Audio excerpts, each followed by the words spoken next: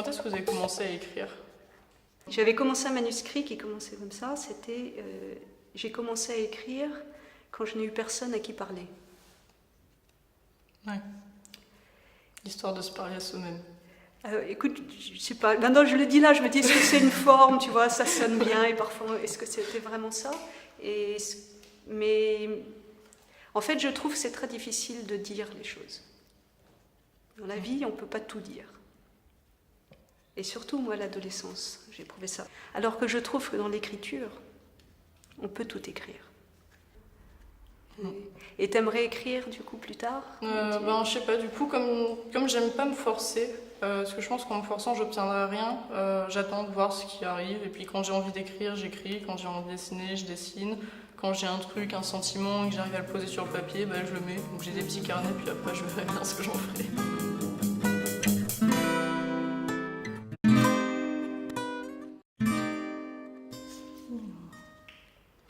Quelle est votre musique préférée? J'ai écouté Pete Hervé, Radiohead. Je vais prendre 10 ans si tu connais pas les groupes. Non, c'est vrai, je connais, c'est moi. C'est moi. Qu'est-ce que t'écoutes, toi? Moi, des vieux trucs, donc ça va. Mais après, en fait, quand j'écoute la musique, je retiens pas les noms de qui chantent. Du coup, je sais que j'écoute Pink Floyd, Radiohead, Oasis, Nirvana, voilà tout. Enfin, Pink Floyd, j'avais repéré un peu. C'est ça. Mais après, j'écoute aussi des vieux trucs français et quelques trucs récents. J'aime bien London Grammar en ce moment. Voilà. Je connais pas. Je connais le nom. Ouais, c'est très sympa. Joker. Léa, quelle question joker je vais te poser? Est-ce que tu t'imagines dans 10 ans, 20 ans, romancière? J'ai envie de dire oui et non.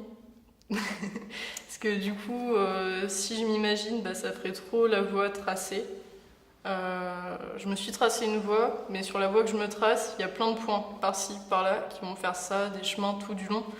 Et du coup, j'ai pas envie de m'imaginer dans le concret. Ah, attends, ça t'intéresse. Cette voie, comment tu te l'imagines, ta voie? Où tu me dis, je vois ma voie avec ligne, plein de et puis de plein points. de points, et sur ces points, à chaque fois, c'est des intersections. Comme un arbre, on commence avec le tronc, et puis les branches qui partent, et puis je choisis.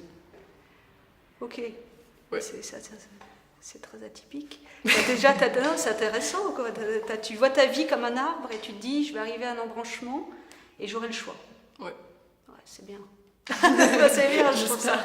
C'est incroyable, quoi, d'éprouver déjà cette liberté dans le choix.